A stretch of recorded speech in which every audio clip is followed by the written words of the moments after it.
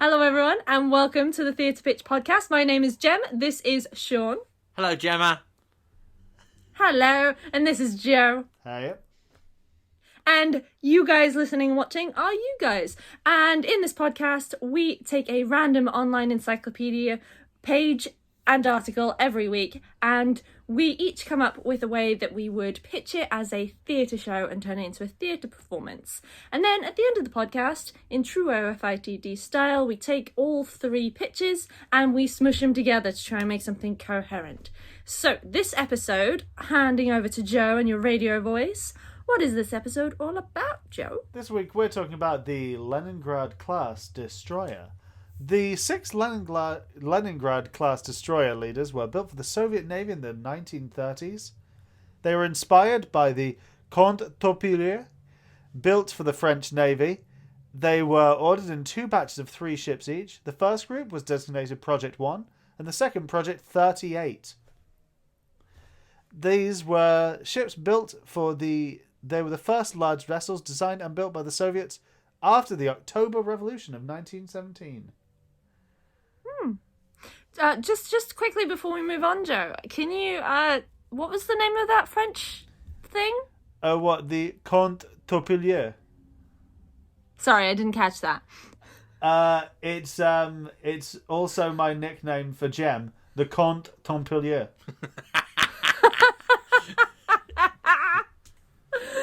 Yes. How did you guys find this article this week? Well, I'll be honest. In typical Joe style, I'm reading it now. Brilliant. I came up with my idea earlier today while I was like 20 foot high on a ladder. And I thought, oh yeah, I'll do that. Did the ladder inspire it? No, it's just what I was doing was really boring, so my mind wandered elsewhere. I was very determined to try and find, because it's like Leningrad, and I was desperately trying to find a link other than just sounding the same and being of the same sort of persuasion as the siege on Leningrad. But there is 20 years difference, and it was a very flimsy way to connect them that I found. But I'm quite excited about my show. Are you? Cool. In that case, you want to tell us what it guys is? clearly aren't. And we're excited. There's a weird atmosphere today, isn't there? I can feel it. There There's a is. weird... Yeah. I haven't had a milkshake, which I think that might be why, but I don't know what your excuse is. But show off your... My excuse, I'll be honest, is I had the idea for my show, and I was like, yeah, I like that. That's cool. And I spent the rest of the week surveying everybody that I know as to what the best kind of potato is and what their favourite chip is, because last week's podcast really had an impact on me. Okay, what's the best kind of potato? Come on, it's a russet. Don't even get into that shit.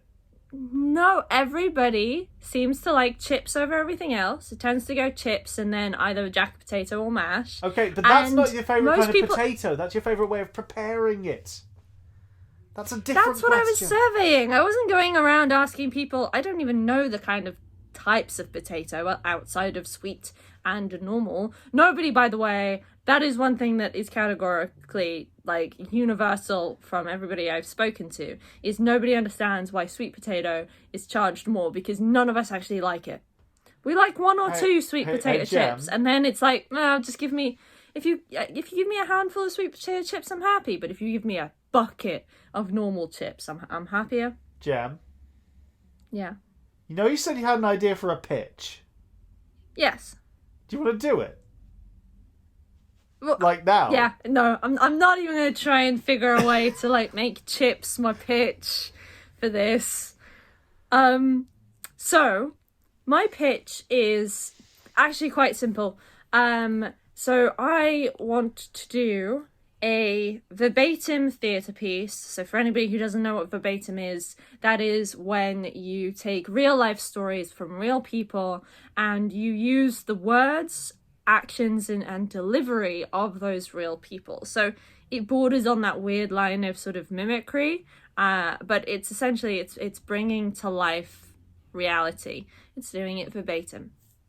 So I want to do a verbatim theatre piece about the sailors that were on this ship and the pilots that flew the helicopters from this ship when it was in commission for the Soviet Union in the 60s.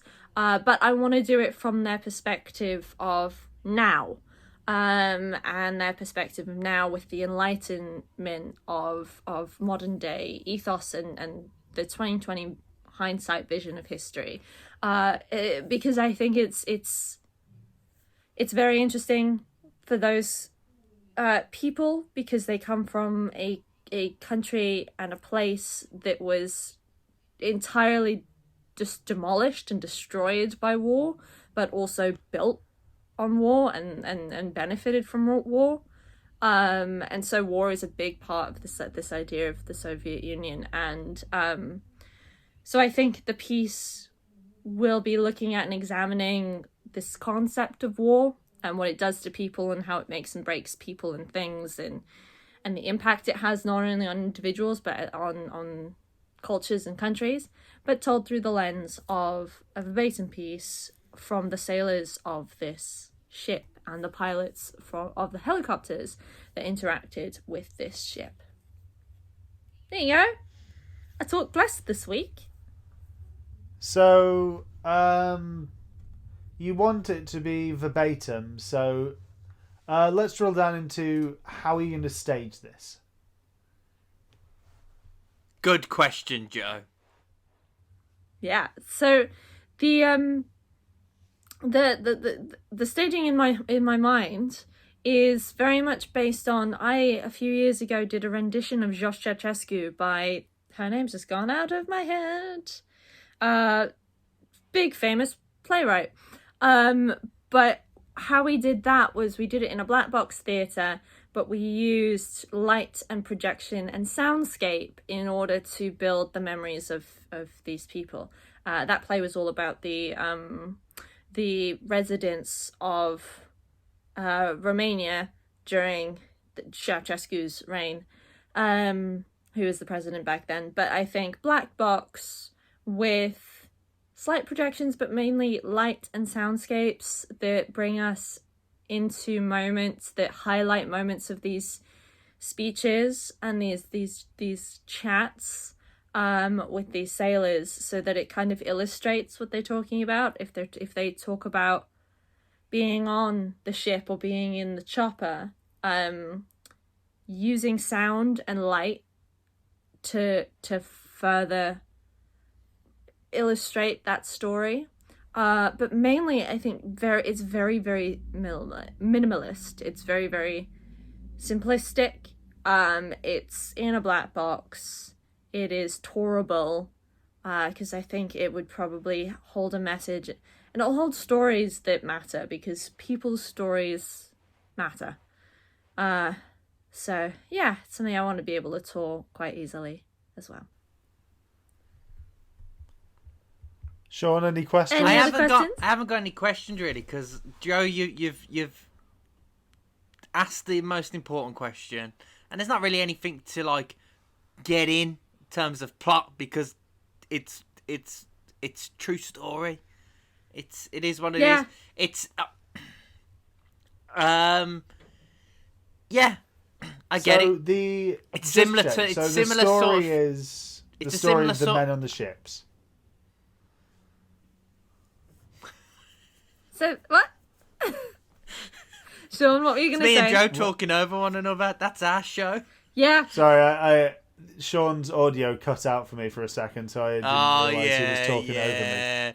I just had bombardment. That's his excuse bombardment. all Sean. the time. I carried on talking because my audio cut out. No, normally my excuse is, sorry, I was talking because I felt my point was more important than Sean's. In this instance, it was legitimately I didn't realise he was also talking. Yeah, I like it. It's similar to what I done with the plane a couple of weeks ago or months ago. Yeah.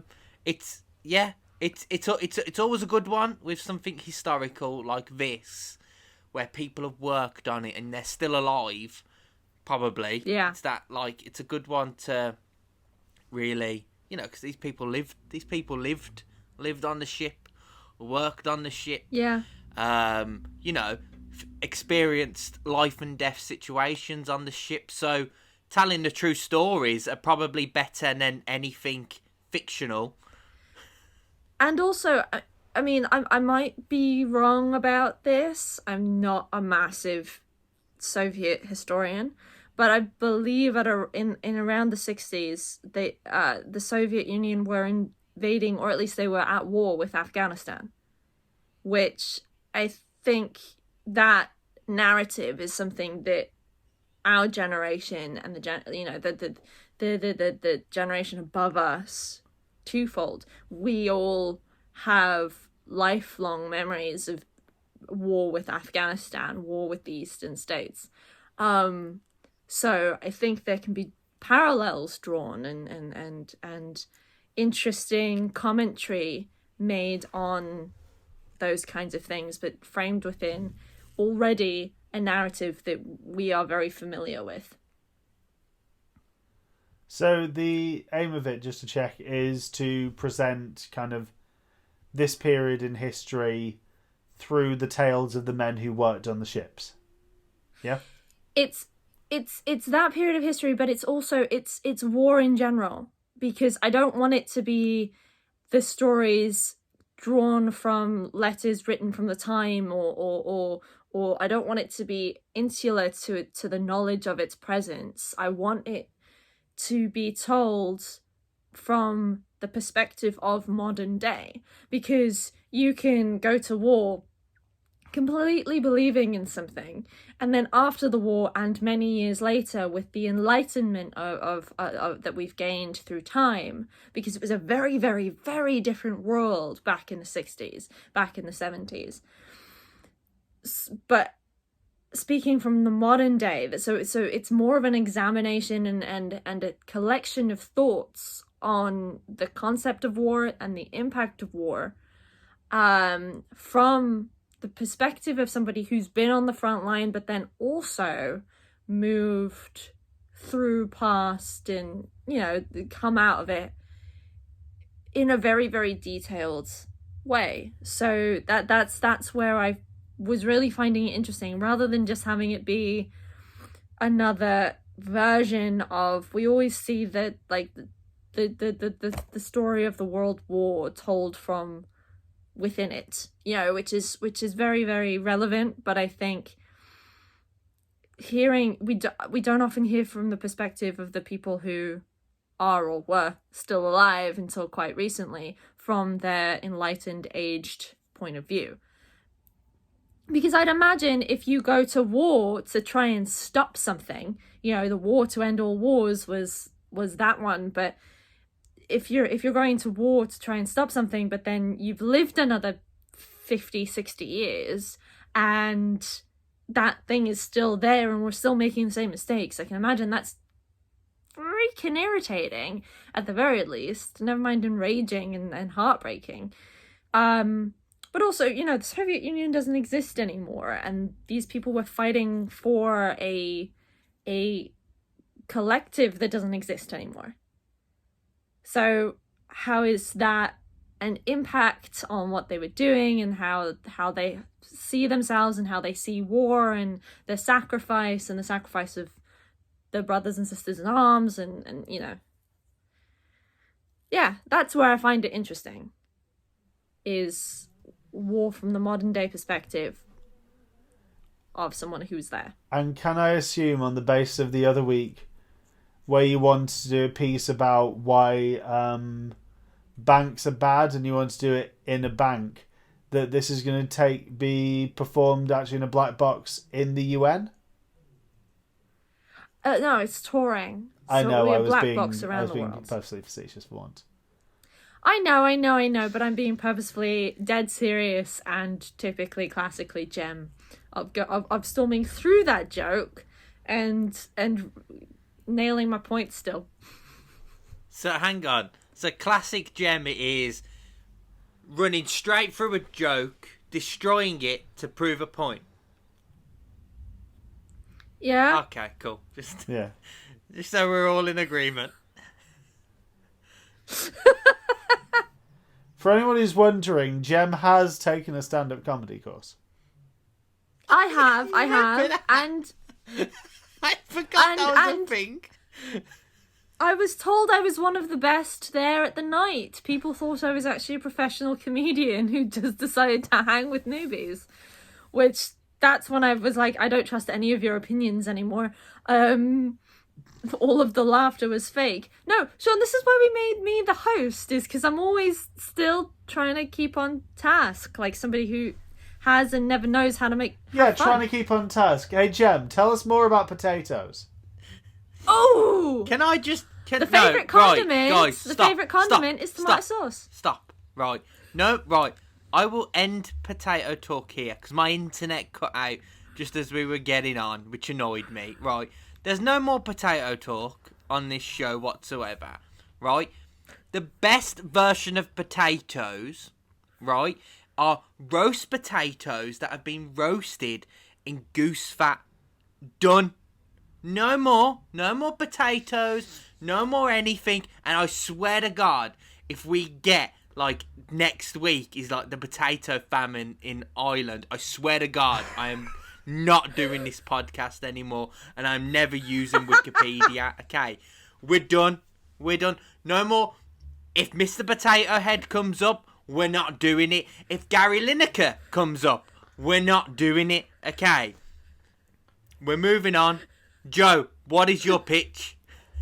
Okay, so my pitch revolves around the fact that later on in the article it mentions that sometime around the 50s, after the war was over, there were attempts made to modernise these class of ships, but that the process seemed too costly, so eventually they were decommissioned, and the ships that weren't actually sunk in the Second World War were just used as training and target vessels in the preparation of other newer ships.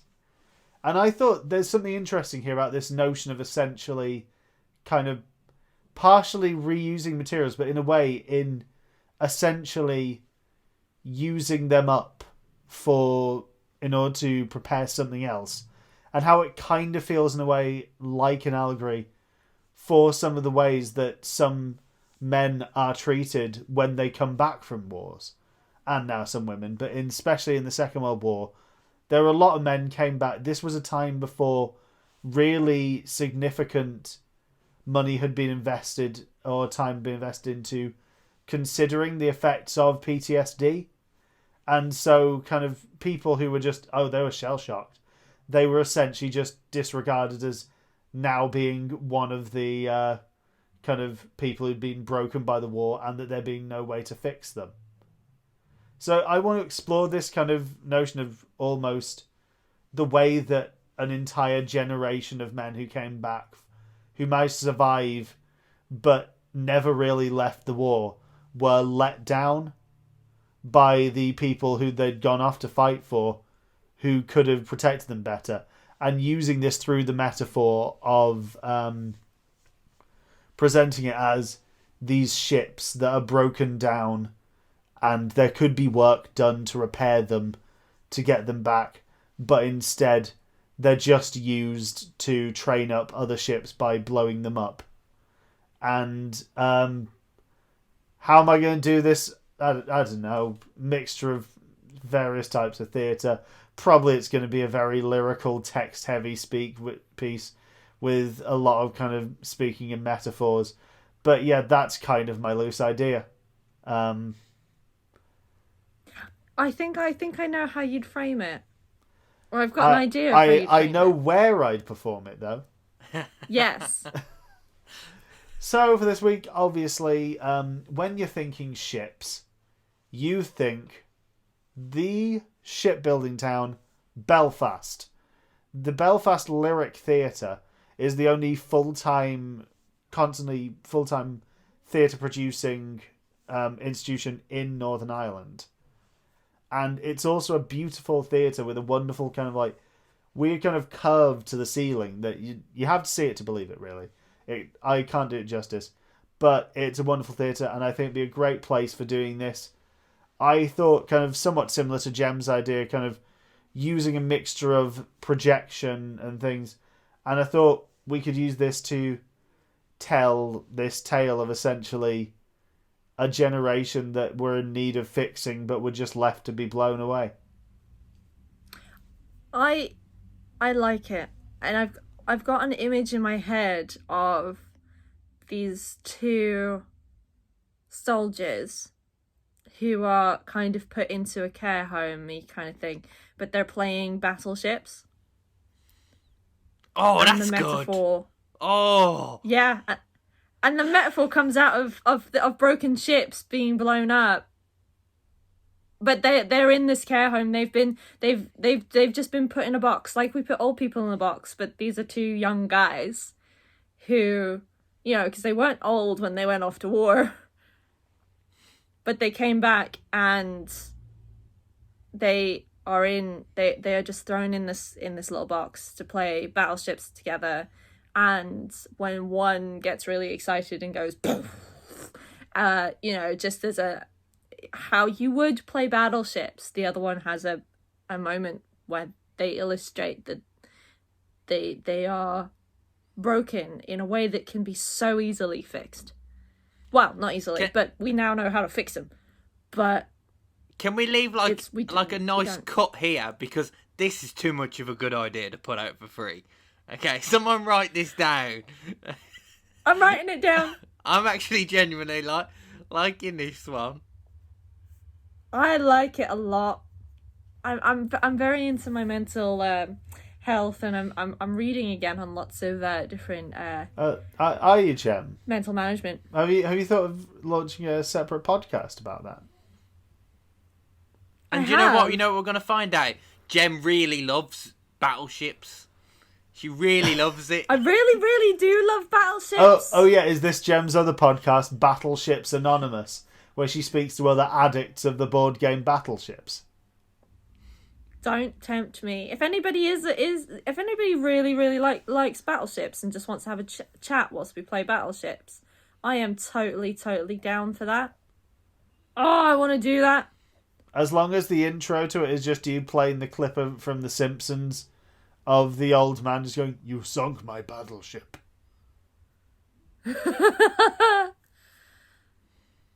I'm not good on Simpsons Okay. references. No. I think that might be the first Simpsons reference I've got into this podcast, actually. And it shall remain. And considering only the other one. week I got in over 50 Dionne Warwick references. Which, to be fair, that's impressive. I'm really impressed. Right. Any other questions for Joe's pitch? No, I like it. Despite the fact, yeah, I really like it. To answer your only other question, Sean, yes, you can have the rights to it, no charge. Yay! We're gonna make the show. I'm gonna get As long as you don't expect it. me to write it. I expect you to write everything, Joe, to be honest with you. If we want it done in under 7 years, Joe's got to write it. You write the words, I make it look pretty on stage. I light it. Yeah. Backlight in it. And I boss everybody around until it's done. And we make Gemma feel like she does stuff.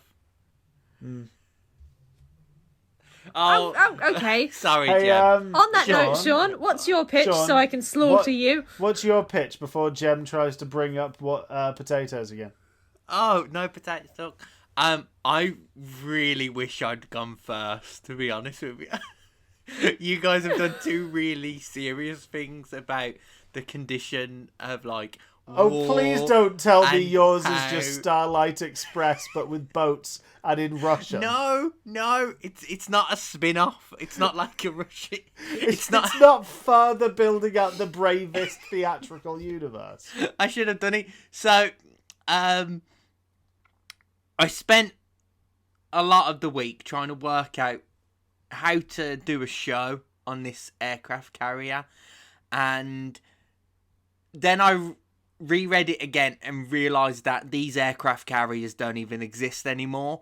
So it'd be too much of a budget problem to rebuild this ship. So I had to completely rethink that anyway, and I couldn't think of a good. I don't think it's a good idea to stage shows on the sea. I think that's the one thing I came to this week. I don't think it's a good location. So I had another look and I saw Soviet Union and I was like, okay. So I was thinking spies, yeah, Cold War. That's where my head went. Ex-Stasi spies. So I'm thinking spies, but then I was also like, ooh, the spy genre. It's not really something that like is big in theatre. You don't see many. You don't see any like James Bond the musical, or Tom. What's his face? The spy guy. Tom Clancy. Tom Clancy. He's never written a stage musical or anything. So I thought, oh, I wonder why that is. So, like I said, I was at the top of this ladder this morning, and I thought, oh, is it 39 Steps? I thought, that's a stage show about spies. It's not Russian spies, it's a British spy. So, that's where I was. Okay. So, my idea,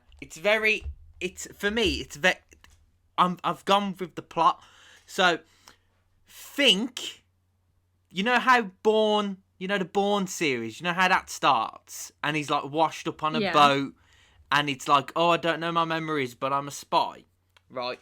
So that's sort of how I'm starting. He's a British spy. You don't know what it is. Well, you do.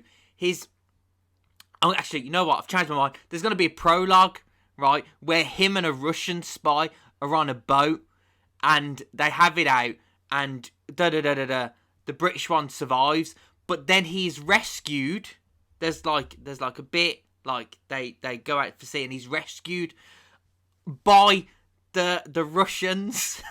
You see how I should have went first? You guys are really serious. Anyway, he's saved by the Russians on this aircraft carrier. He's saved on the ship. That's where the ship comes in, and he wakes up and he realizes they're all speaking Russian.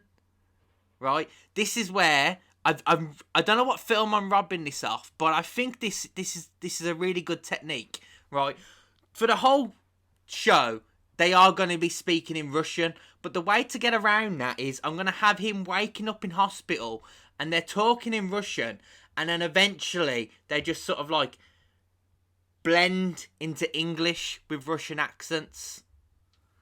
So we've got that bit at the start to establish they're all Russian, they're talking Russian, but because no one in this audience talks Russian, we're going to blend it into English, and everyone just get on board that when you hear English, it's Russian. Yeah? Yeah. So that's my story. He wakes up, he figures out that he's not on a British ship, he's on a Russian ship, and they think he is the spy that he is killed in the prologue. Yeah? And the whole plot of the thing is him trying to play the role of this spy, integrate himself onto the ship, and get access to a helicopter so he can make his escape. And it's a comedy. It's a comedy like the theatre version of 39 Steps. And it is 39 Steps, isn't it? I'm not just like plucking out the wrong number. Cool. Yeah, the adaptation of the Hitchcock play where they kind of do it in that like play that goes wrong style with It's a lot of fun. It's him so that's my thinking, and then he gets the helicopter, but then he's like he makes friends along the way because he realizes that they're on the other side of this war, but they're just the same as me. They're not the ones making the orders, they're not the ones making the decisions, they're just trying to survive. So even though he was going to plan to sink the ship and then get the helicopter, he just gets the helicopter because he's a cool guy. It's not the best pitch I've had, and it did, and I hadn't said it out loud before. I said it in my head, and it was better in here. But that's my idea, that it's a comedy, and like it's like a spy thriller, but it's a lot of fun. He's trying to not trip up. There could be a scene, there could be that like classic scene where like they're all eating like a classic meal, but because he's British, he's like I'm just going to pretend to eat this and enjoy it. I don't know. We can play on some stereotypes. I don't know if that's like problematic, but it's a lot of fun. That's my idea. Yeah. By the way, I did just want to say, interesting fact for you, Sean. If you're wondering why not a lot of people have tried to do the spy stuff on stage, I've just I think proved it why. might have something to do with the fact that the only two examples I could think of were Alan Bennett had a pair of shorts that were kind of presented like as a pairing, where it was like they're both about an hour-ish and they were presented with an interval in between, called Single Spies. And then also Tom Stoppard had a play about a British spy master who she was struggling to juggle her career and motherhood. And in both instances, these are the only two notable things I can think of notable playwrights writing plays about spies. They're in both instances regarded as some of the weaker works of their canons. So I don't know whether it's people have struggled for years to actually work out how to make spies work on stage. It's hard. This is one of my weakest pitches. I get it. No, I think that the difficulty with spy stuff is that talking about it is just dark. But showing it and being sexy about the cars and the explosions and whatnot, that makes it appealing and cool and fun and stuff. And you can't necessarily do big car chases or big explosions or capture the James Bond of spies Well, in no, a 'cause- theatre setting. In my head, it was less like James Bond and more like you know that scene in Inglourious Bastards where they're in the bar. Yeah. You've never seen Inglourious? No, I gave up. I watched the first like 5-10 minutes until Brad Pitt took way too much joy sculpting someone, and I went, "This is too much for me. No, I'm good. This is not for me. I'm good." So you haven't watched the entirety of Tarantino's masterpiece? Yeah, maybe No, one of because the it's best just films ever. Yeah. unnecessarily brutal. If you're wondering, I could do a separate podcast on my thoughts on the canon of Tarantino. So I'm not going to get into that now. We don't want him to become the new potato. No, But I was going to say, Sean, you could kind of, take more of a vibe of, like, if you've read any or seen any works adapted of John le Carré, like, kind of Tinker Tailor Soldier Spy, that sort of thing, where it's kind of, it's this kind of cold, claustrophobic atmosphere of the kind of nature of being a spy and the sheer paranoia that it induces in the worry that everyone around you could be someone who's waiting to betray you.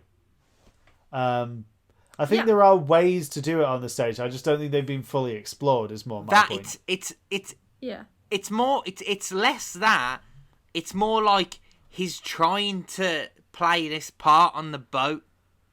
It's that feeling of like at any point anyone could kill me on this boat if they realise that I'm not who they think I am. So he's playing the part whilst playing the part, and he's got to survive, and it's a lot of fun.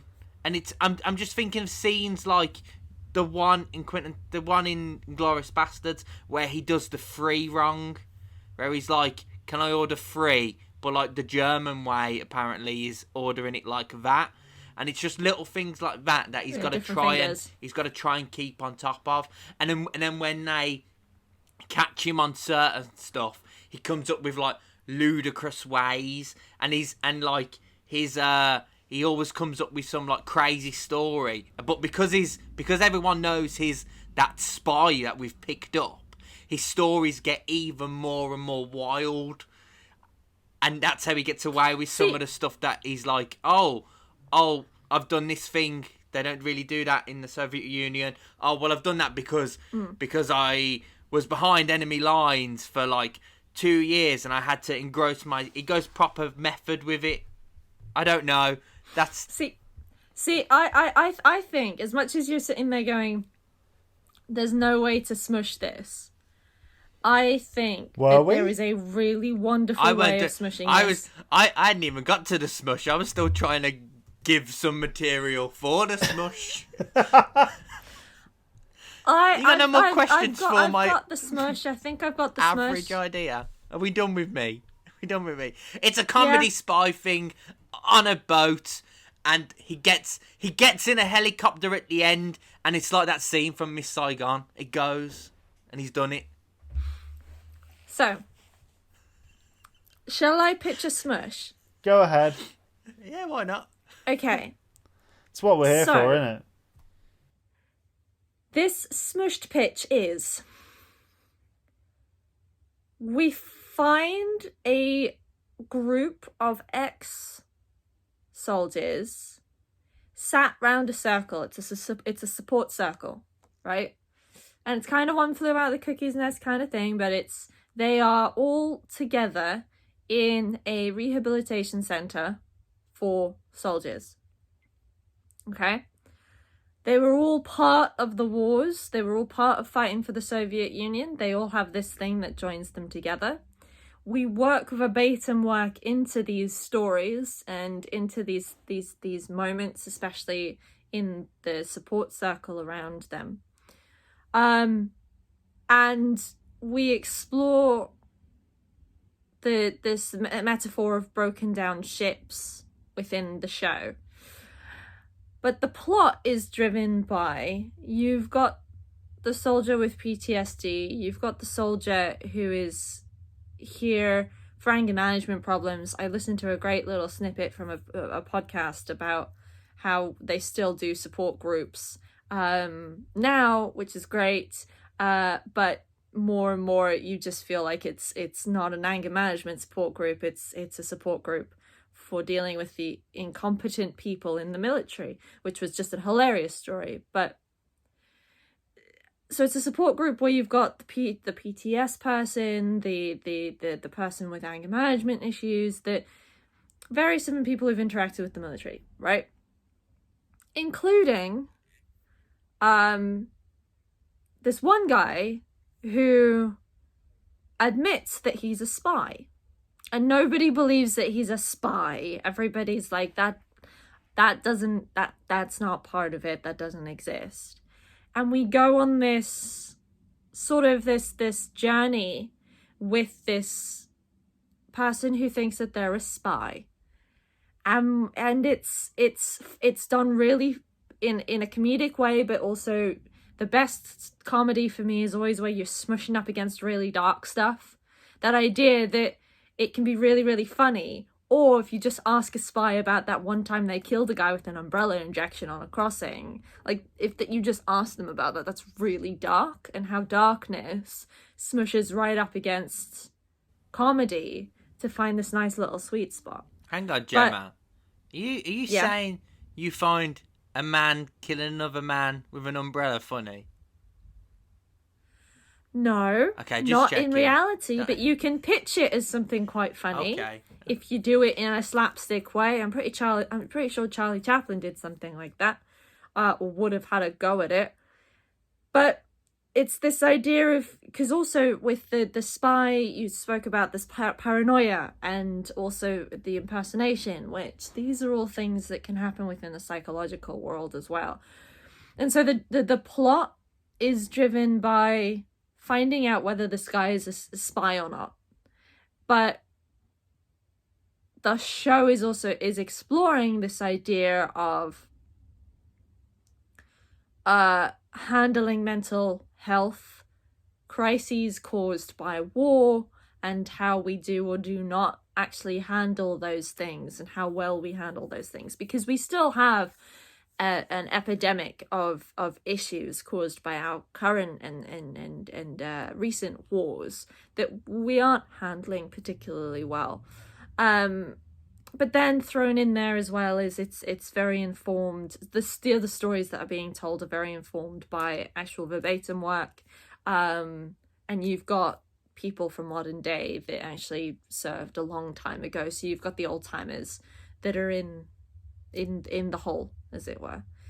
But I think that could be quite fun, is, you know, this idea of playing the farce, but also really pushing the farce up against some dark, serious stuff.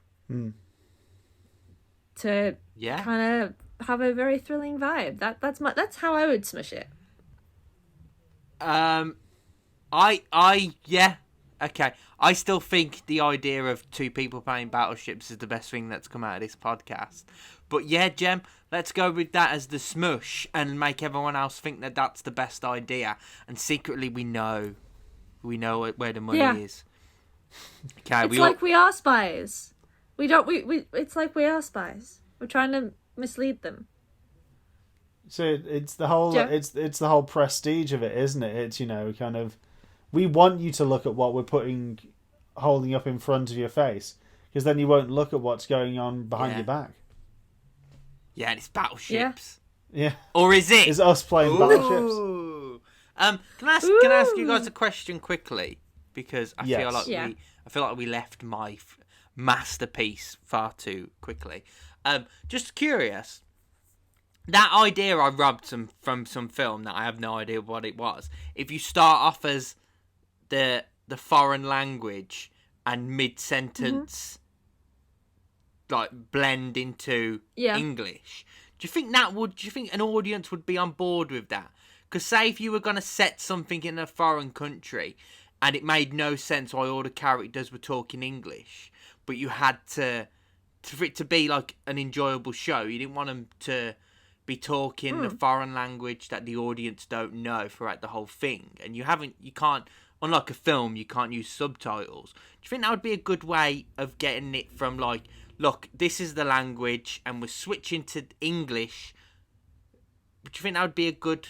Just curious for me for the future. No, I genuinely think you can. I think you can do that very easily. I think it's just about where you draw the line. It's like anything you do in theatre, where you have to sort of introduce the audience to the concept and introduce the audience to set their kind of expectations, like you do with interactive stuff and breaking the fourth wall or keeping a fourth wall up and things like that. I think you'd be putting yourself up for a fun challenge if you were jumping between English and Russian throughout the show. But I don't see why there's a real reason why it can work in film but not in theatre. It's not inherently a filmic technique. So I think that it would work. I think it would just be something where you'd have to manage it well, and I think you'd probably struggle to make the decision where the line is of like, now you stop speaking Russian. Well, I would do it really early on. It would be like, it would, of course, really, really early on. But is it you start a couple of words and then go, or is it half a scene and then you go? I think where that actual specific line at the beginning of the show is, I think that will come from seeing it and performing it and directing it and working that a little bit. I would do it. I would do it like one character says a few sentences in, let's say, Russian, and the next character replies, and they've got like 3 sentences that say that, and like halfway through their 3 sentences, they've sort of blended into English. So their sentences start in Russian, and by the time they've finished their bit, it ends in English. I think personally it's a technique that could work, but ultimately I will remind you that any allowances made to try and make the audience more comfortable are an act of theatrical cowardice, and that the audience should not be allowed to enjoy themselves at the expense of true art. Have you not? And this is why Joe is not the director. Have you not seen anything from my pitches? You guys come up with the serious shit, and then I come up with the thing people will enjoy. Right? If there's one thing I do, is try and make sure audience enjoy themselves. Okay? For God's sake. I think, Sean, one of the ways that you could do it, especially within the frame of your show, is like, I'm pretty sure they do it with the Bourne Identity as well, where when the guy is waking up on the ship, and you know when you kind of blink yourself back into reality and everything's a little bit fuzzy, I think you can play with that moment. And then also use use the technique of a repeated sentence. Like, if somebody's saying wake up, but they start saying it in Russian, and so That's you establish, better. okay, that's better. I'll take and then that. and then the guy shakes his head, and then it comes out, and then the next time after the guy shakes his head, it comes out, and the person's like, wake up. The third one, and then he's like, he says the third one in English, and the first two are in a foreign language. I'll take that. Joe, now I know that you said making any allowance for the audience's like being comfortable is cowardice. All of your improv shows make so much more sense to me now. Yeah. So much more I sense. have made it very clear the audience are not there to enjoy themselves. I'm there to have a good time, and your enjoyment is circumstantial. So, right. You're such a good advertisement for your staff, Joe. Honestly, if there's anything that the pandemic has shown me, it's the irrelevance of the audience in performance. It's quite frankly, it's better if it's just me doing it for my own enjoyment. As a Liverpool fan, I could not disagree with you more. If there's one thing I've been noticing, is that football needs audiences so much. Anyway, that's the show. Battleships is great. Joe hates audiences. Gemma finds... We're still not quite sure of what Gemma's humour is yet, but we're getting there. So someday Joe, we might find out if she has one. Yep. Hey, she people thought she was a stand-up comedian. Okay. Yeah. And we still don't know if that with was you just guys in all day. comparison. This might just be a low bar. Do you know what? Eventually she'll show us that like gig, and we'll be speechless. It is on the internet for everybody to see. That's news to us. I hope it's in the plug-in at the end of this show, because I want to watch it. But before we end the show, listen in Joe, next week for a bonus ep of me and Sean reacting to Jem's stand-up set. Okay, I'm up for that. Hey Joe, I'm just taking control now. I feel like I've got power after shooting down potatoes. Joe, tell us what this week's... Oh no! Oh, this is my bit. I had power for a little Sorry, bit. Sean, you've cheated yourself out of a bit now. And I fell apart. Hey Joe, you know, while you go and find out what next week's Wikipedia is, I'm gonna while I bit. pretend to not have already found it. I've completely messed it up. Right, guys. Hey, this is the bit now.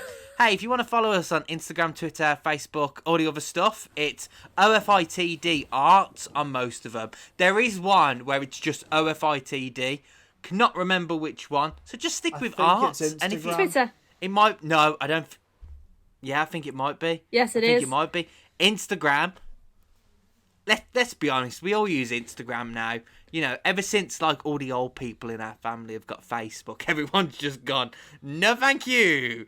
Apart from when you want to talk, to people where you haven't actually got their number to WhatsApp them, you just send them a message on Facebook. That's the only reason. That is literally the only reason we use Facebook now, is to communicate to people that you don't care enough to have their actual phone numbers.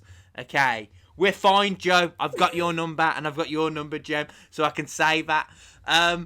But if you want to follow me on Instagram and Facebook, no, not on Facebook, on the Twitter, it's still Shawnee B. If you want to follow Gemma, it's OFITD_Gem with a J.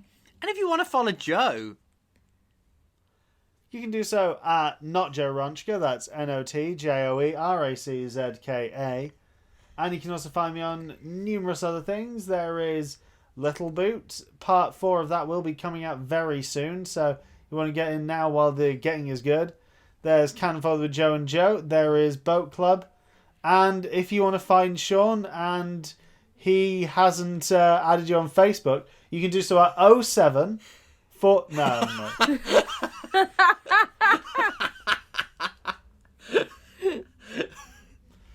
I am never ever going to say anything about your intros again, Gemma. Never. I was literally Never, about to ever. point this out of like, how you doing there, Sean? How you doing there on your high horse? I'm just finding somewhere to put my noose. Joe, what's the article for next week? The article for next week is Braille. Braille is a tactile what? writing system used by people who are visually impaired. It is traditionally written with embossed paper. Braille users can read computer screens or other electronic supports using refreshable Braille displays. They can write Braille with the original slate and stylus or typed on a Braille writer, such as a portable note taker or computer that prints with an embosser. Wow. And okay. it's important to note for next week, just before you start thinking about this article is about the writing system itself, not about the person who created Braille. There is a separate article for Louis Braille. I don't want to hear you two pitching the biopic of the life of Louis Braille, who created No, Braille. I wasn't. I think this is going to be a good one, actually. Yeah, because it's gonna. Yeah, it's going to force me to not be so reliant on visuals. Yeah, I think I'd be impressed if you made a really highly visual show that fit within the concept, though. Well, I'm not gonna, somehow. So don't get your expectations up. No. Yeah, I'm too late. gonna. Do you know what? Yeah, I'm gonna enjoy this. I feel like I'm gonna do a lot of research now into like theatre for the blind. I've never even thought of like that being a thing, but it must be. So. Yeah, it is. So. Yeah, you can. Yeah, I will. Yeah. Okay, yeah. That's what my week's gonna be. I'm just gonna say now, I definitely know something Sean's gonna bring up next week, and you can ask me about it next week. But I know what Sean's idea is already. I don't know my own. I know what Sean's idea is. Can you tell me? And then I can do something else this week. Okay. Well, without any spoilers for next week, thank you everybody for listening, and we will see you in the next one. Bye! Pitch out, bitches.